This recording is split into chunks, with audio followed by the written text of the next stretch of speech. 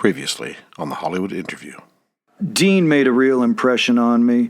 I thought I was the best young actor around, and then I saw him. I love Texas as much as you do, Dad, and I want to work here. I just want to work in a different way, that's all. And he said, don't indicate or presuppose what you're going to do. Live in moment-to-moment reality. Please be advised, some of the movie dialogue in this episode contains mature language. No one else.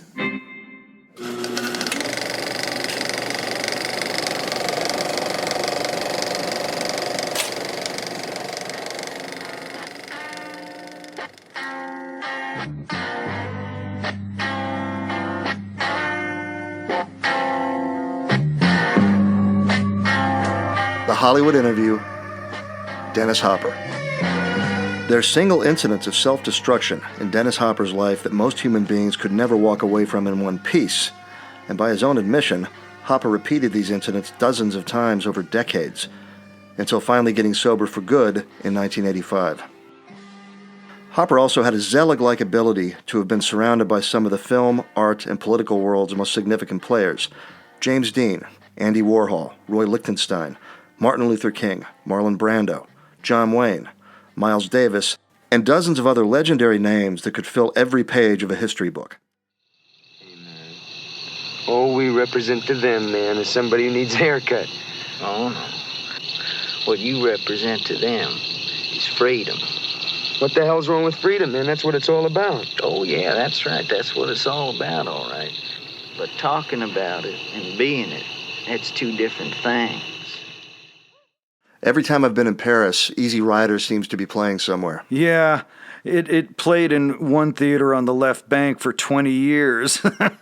It was a very narrow, long little theater, and I kept seeing this woman who grew older and older over the years at all these film festivals, and she'd walk up to me and say, "It's still playing." I felt like a jazz musician in France when jazz went sour in the States. The Europeans all sort of took over the jazz movement. I guess if you're a big enough failure, they take you to heart. Okay, let's talk about how Easy Rider was born. Peter Fonda and I were doing motorcycle movies. I did one called The Glory Stompers, and Peter did one called The Wild Angels, and Jack Nicholson did one called Hell's Angels on Wheels, all at American International Pictures. Peter had read a thing I wrote with Stuart Stern called The Last Movie, and I'd wanted to make it as my first film. Peter loved it and went around trying to raise money to make it, but wasn't successful. We'd promised each other that if we were going to do a movie, that it wasn't going to be a motorcycle movie. So we wrote a screenplay together with a stand-up comic named Don Sherman called The Yin and the Yang, a comedy, and we couldn't find financing for that either. And then around 3 o'clock in the morning, Peter called me. He was up in Toronto promoting The Trip at the film festival up there. So Peter says that he's just talked with James Nicholson, no relation to Jack, and Sam Arkoff, who ran AIP. And I told him this idea for a movie. These two guys sell a bunch of marijuana in Mexico, then buy these two beautiful gleaming bikes and ride cross-country to New Orleans for Mardi Gras, where they have a great time. Then they go into Florida to retire and are shot by a couple of duck hunters. And Peter says, they think we could both act in it and you could direct. What do you think? And I said, they actually said they'd give you money for that? Yeah. So I said, terrific, man. If they really said they give you money, it sounds great to me. Yeah. Hey, we did it, man. We did it. We did it. We're rich, man. We're retired in Florida now, mister. You know, Billy, we blew it. What? What? That's what it's all about, man. I mean, like, you know. I mean, you go for the big money, man, and then you're free. You dig?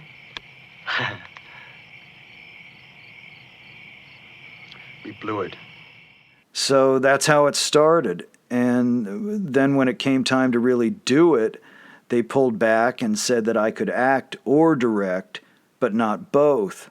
So we went to see Bert Snyder and Bob Rafelson because they had just finished doing The Monkees. And our friend Michael McClure, a poet from San Francisco, he had a project called The Queens he wanted to do, which was a satire about LBJ and Dean Rusk, and all these powerful Washington insiders dressed in drag eating live lobsters and talking about how they assassinated President Kennedy. And it was going to be a 20-minute short. We decided to pitch it to Rafelson and Schneider, and Peter couldn't help but talk about what was then called the Loners. And by then we had a full outline. Schneider left the room, and then Rafelson left, who came back and said, "Can I see you in my office?" So we went back in, and he said, "Call Schneider at home tonight. I think he's going to give you the money and let you act in it and direct it." And Schneider said, "Yeah, it's a go." And it was groundbreaking on so many levels. The first movie to really address the counterculture seriously, not in an exploitative way at all. The first to show people openly using drugs. The first to show some of the really serious social problems that were happening in the country in the late 60s, particularly in the Deep South, where you actually shot some of the movie. Yeah, and like I said before, it was the first time found music was ever used. And at that time, it was so much cheaper. All I had to do was go to the artist and ask their permission to use the music. So would you say the decision was one that was based more on economics than on creativity? No, I went out and shot the movie in 5.5 weeks. Laszlo Kovacs said it was the best organized picture he'd ever shot. When we spoke at AFI a few years before he died, he said, "People talk about how crazy the shoot was, but there was nothing crazy about that shoot." The thing was, after shooting the film, I came back to 80 hours of footage that I hadn't seen, because in those days there was no way for me to see my dailies out on the road. I had an editing job that was just horrendous and took me over a year. And driving on the way to the studio to cut the picture, I'd hear all this great music on the radio. Steppenwolf and Jimi Hendrix, the Byrds. I heard all these songs and cut the picture to picture, not to sound. Then when I put a song in, like Born to Be Wild, it just fit perfectly. When you see the movie, the story is told through the music, not through the dialogue. It was just one of those things that worked. Has MTV ever acknowledged you of being an early inventor of music video? No, I don't think so. No, man, like, hey, man, wow, I was watching this object, man, like the satellite that we saw the other night, right? And, like, it was just going right across the sky, man, and then, I mean, it just suddenly, it just changed direction and went whizzing right off, man. Let's face it, Easy Rider changed Hollywood. Yeah, it certainly showed them that they could make independent films. You had to get an IA union stamp on your film to get released in those days, and we didn't have that stamp. Bert Schneider's father, Abe, was chairman of Columbia Pictures and paid off the unions, gave them $25,000 so we could release the movie, which broke the code, and other studios saw that they could do the same thing, make a non-union film, and then make a deal with the union to distribute it. Cassavetes was really the only person in the U.S. who had been making independent films up to that point, because he was from a well-to-do Greek shipping family that allowed him to finance his own low-budget films. But he could never really get them distributed because the majors wouldn't distribute them. I read a quote attributed to you, and maybe you can tell me if it's accurate. Quote, "There are moments that I've had some real brilliance, you know? But I think they are moments. And sometimes, in a career, moments are enough. I never felt I played the great part. I never felt that I directed the great movie. And I can't say that it's anybody's fault but my own." Unquote. Well, I could agree with everything but the last part. It wasn't all my fault. You don't feel Easy Rider is a great film? I do, but after that, I should have made another great movie, and Colors is an all right film. But I don't know. I never felt I directed the film I really wanted to direct after Easy Rider. I know I never did. But I don't think it was my fault that I wasn't allowed to. I had a lot of help on this end, and it may have been my behavior that caused the rift to happen. But once it happened, it wasn't my fault. I could have brought him a ship full of gold, and they wouldn't have let me direct a picture after my fallout with Lou Wasserman over the last movie. He wanted me to re-edit it after the Venice Film Festival, and I had final cut, and I said no, and he said then it will never be distributed.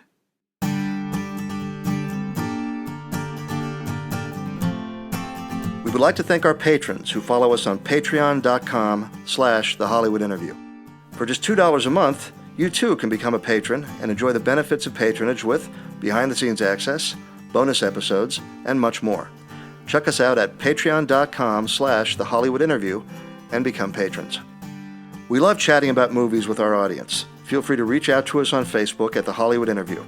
And of course, please go to Apple Podcasts, Stitcher, Spotify, Google Play, or wherever you listen to your podcasts. And please rate us 5 stars and share with your friends. It all really helps. Hi, this is Connell, the producer. Please be advised, some of the following movie dialogue contains mature language, including racial slurs. If you are sensitive to racial slurs, you may want to discontinue listening. We have not beeped out or edited out the dialogue in order to remain true to the filmic text.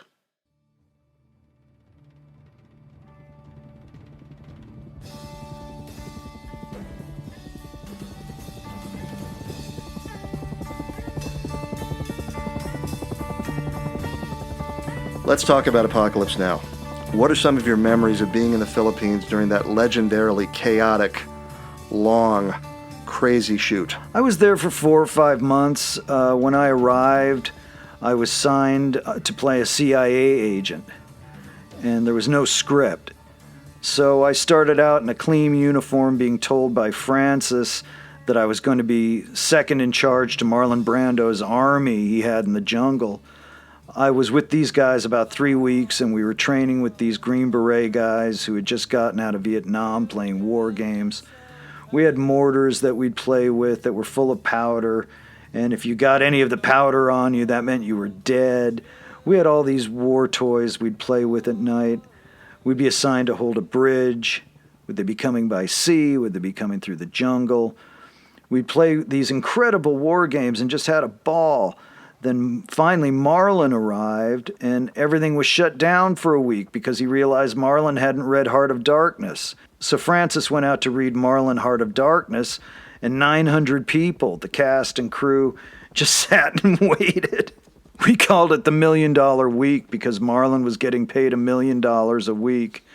When he came back, he said, "Marlon and I agree that your part should be as large as his, or maybe larger."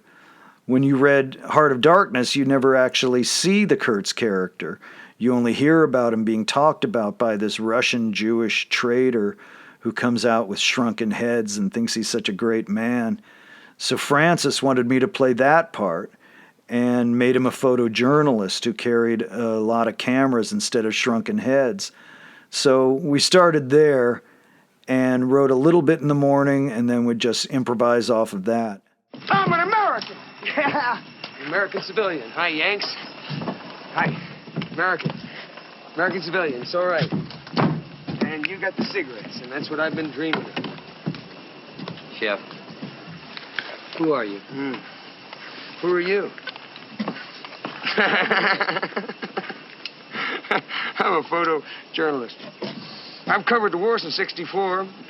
I've been in Laos, Cambodia, Nam. Hooey. So those scenes between you and Martin Sheen when he was locked in the bamboo cage were largely improvised. Yeah, I mean, it was improv that came out of the writing. He's got plans for you. No. I'm not gonna help you. You're gonna help him, man. You're gonna help him. I mean, what are they gonna say, man, when he's gone, huh? Because he dies. When it dies, man. When it dies, he dies. What are they gonna say about him? What are they gonna say? He was a kind man? He was a wise man? He had plans? He had wisdom? Bullshit, man! Am I gonna be the one that's gonna set them straight? Look at me, wrong. And you and Brando were never actually on the set together, right? Yeah, He'd shoot one night, and then I'd do another. I came in one night, and Francis said, Marlon called you a sniveling dog and threw bananas at you. So I had this prop man throwing bananas at me all night. And that's how we worked for a couple of weeks. It was Marlon's decision for us to work separately, and at the time, I was sort of offended by it. But looking back, I think Marlon did me a big favor. If you're improvising something, and he suddenly started reading Hollow Men by D.H. Lawrence, then you can't really get something going if you have two people vying for the director's time. And in the end, it worked out really well. Our dried voices, when we whisper together, are quiet and meaningless as wind in dry grass. A rat's feet. Oh, he's out there. Glass in our dry cellar. He's really out there. Shape without form. Shade without color. Paralyzed force. Gesture without motion. Do you know what the man's saying? Do you? Those who have crossed with direct eyes. This is dialectics. It's very simple dialectics, 1 through 9. No maybes, no supposes, no fractions. You can't travel in space. You can't go out into space, without, with fractions. What are you going to land on? 1/4, 3/8? What are you going to do when you go from here to Venus or something? That's dialectic physics, okay? Dialectic logic is there's only love and hate. You either love somebody or you hate them.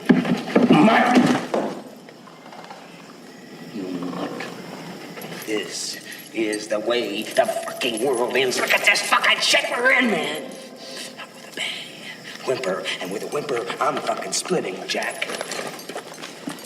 In 1986, you had a real renaissance in your career with 3 amazing films, River's Edge, Blue Velvet, and Hoosiers, the last of which earned you an Oscar nomination for Best Supporting Actor.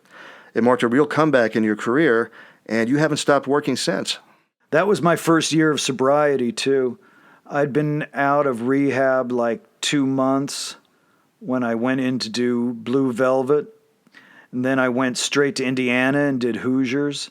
I didn't do anything but get a haircut and put on some different wardrobe, and then came back to Los Angeles and did River's Edge. It's funny because I play a drug addict in one, an alcoholic in the other, and a drug dealer in the third. So my first year of sobriety was a test. They've been after me for 20 years. I mean, you kill a person, they don't let you forget. They stick after you like ghosts. I mean, they don't believe you when you say you're sorry. So, how were you Frank Booth? I'd come out of a heavy drug life and had known a lot of people like Frank. I didn't mean that I was literally Frank Booth, but I'd certainly run into characters like Frank and understood him. A big discrepancy came the first day we were shooting the big scene where Kyle is hiding in the closet, and I come in demanding my bourbon and tell Isabella to spread her legs, and then this sort of horrendous rape scene occurs against her, and none of us had met at this point, and this was our first scene. And David had helium on the set because in the script, the tank that Frank was constantly taking hits from was written as helium, which makes your voice really high, like Donald Duck. But it doesn't disorient you in any way. It just makes you talk funny. So I said to David, I always thought of this as being nitrous oxide or amyl nitrate or something. And he said, well, what is that? I said, something that disorients your mind for a few minutes. I'm also having trouble acting with my voice sounding like this, so could I just show you what it would look like with the other stuff? And I did, and David said, oh, that's great. So we went with that, and I said, if you want to put the helium voice in later, in post, we can. And of course we didn't. So that was the only real contribution I made to that film, I guess. David had written a great screenplay, and there wasn't any reason to change anything else. Years later, I was sitting and thinking about it, and I thought how really weird it would be if Frank Booth had only used the gas to change the sound of his voice, that it didn't affect his mind at all, and what a cold, calculating kind of guy that would be. The Observer in England and Film Quarterly gave me an award in Paris as the outstanding villain of all time for that film, which is pretty heavy because that means I beat out Sir Ben Kingsley in Sexy Beast and Anthony Hopkins in Silence of the Lambs.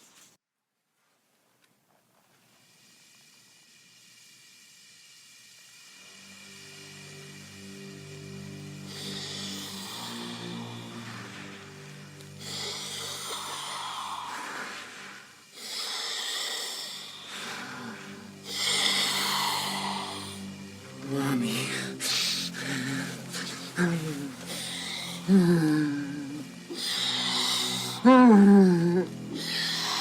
Oh, Mommy. Mommy. Mommy. Mommy loves you. Baby wants to fuck. Get ready to fuck! You fuckers, fucker! You fucker! Don't you fucking look at me!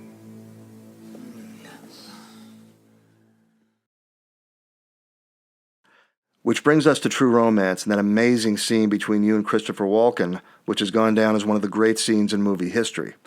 At the time, Quentin Tarantino was an unknown. Did you know upon reading the script that a completely original voice had arrived? Oh yeah, that was apparent immediately. I thought it was a terrific script and terrific movie, and it just died at the box office. All the buzz came out of tape and DVD. It was strange because I never saw it with an audience where it didn't get a standing ovation at the end. At Toronto and the other places, it just didn't connect with mainstream audiences. Maybe it was the title. Who knows? It's just such a great popcorn-eating movie, you know?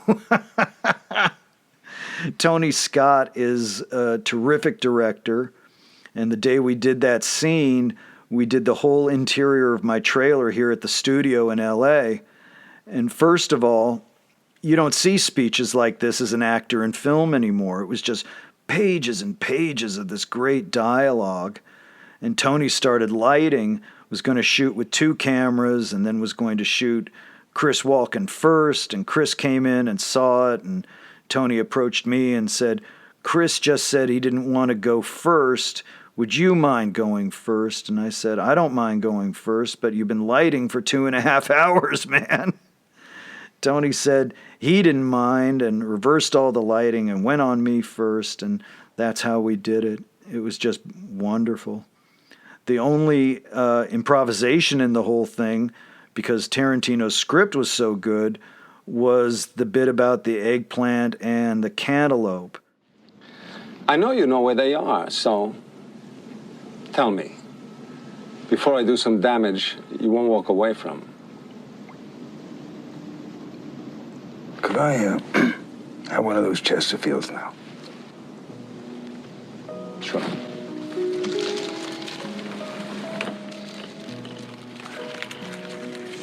You got a match? Oh, wait, no, don't bother, I got one.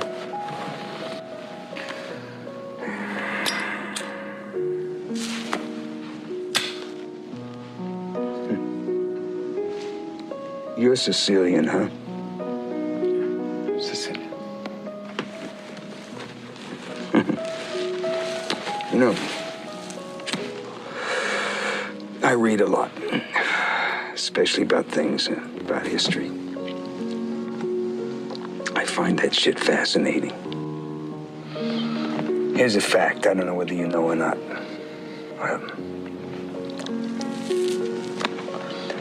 Sicilians were spawned by niggers.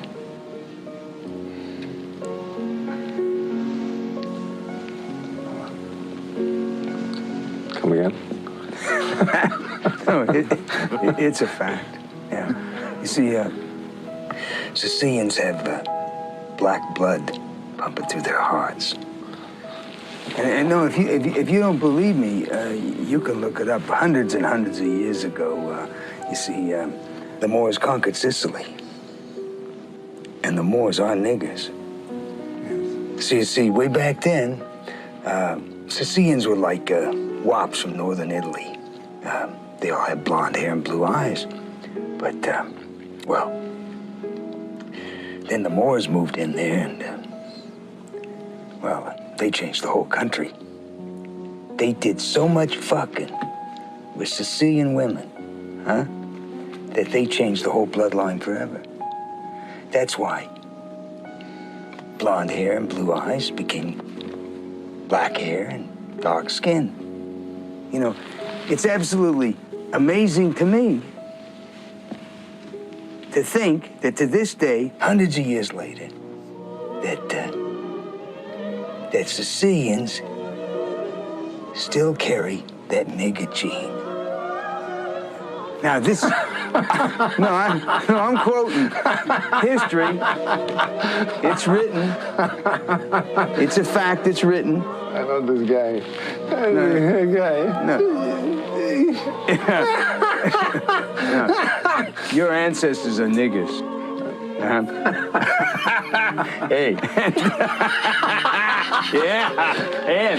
And your great-great-great-great-grandmother fucked a nigger. Oh, yeah. And she had a half-nigger kid.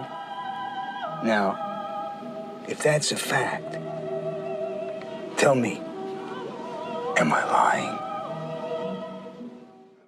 Walken and I went out later selling the piece as a team, and someone said to us, "Oh, you guys are great actors." And Walken says, "I don't know if we're great actors or not, but I started out as a dancer, and Hopper and I partner real well together." I thought that was a great line. We touched earlier on you being a survivor. I think it was genetics. I think it was luck. I think it was attitude that got me through a lot of it. I believe in miracles, and it's a miracle that I'm still here. And I plan on being here a while longer. What I found while smoking cigars with Hopper in his Venice home studio was a thoughtful man with a gentle demeanor who spoke in measured tones and loved telling stories. Gone was the wild-eyed, cannabis-toking enfant terrible that Hopper had made his name playing and sometimes living. What I saw instead was a man who really seemed to be at peace with himself and his life, who loved his children, art, film, and especially new ideas. Sometimes, when you've seen life at its ugliest, as Hopper surely had, you're able to come out the other side and drink in its beauty. I hope this was true. Rest in peace, sir, and thanks for it all. This is the end, my only friend, the end of our elaborate plans. Dennis Hopper was played by Vernon Scott. Vernon Scott is an actor and voice actor. You can reach out to him on Facebook. We would like to thank our patrons who follow us on patreon.com/The Hollywood Interview. For just $2 a month, you too can become a patron and enjoy the benefits of patronage with behind-the-scenes access, bonus episodes, and much more. Check us out at patreon.com/The Hollywood Interview and become patrons. We love chatting about movies with our audience. Feel free to reach out to us on Facebook at The Hollywood Interview. And of course, please go to Apple Podcasts, Stitcher, Spotify, Google Play, or wherever you listen to your podcasts. And please rate us 5 stars and share with your friends. It all really helps. Produced by Alex Simon and Connell O'Hurley for Wanderer Productions and No One Else Media. Edited and sound designed by Connell O'Hurley. No one else.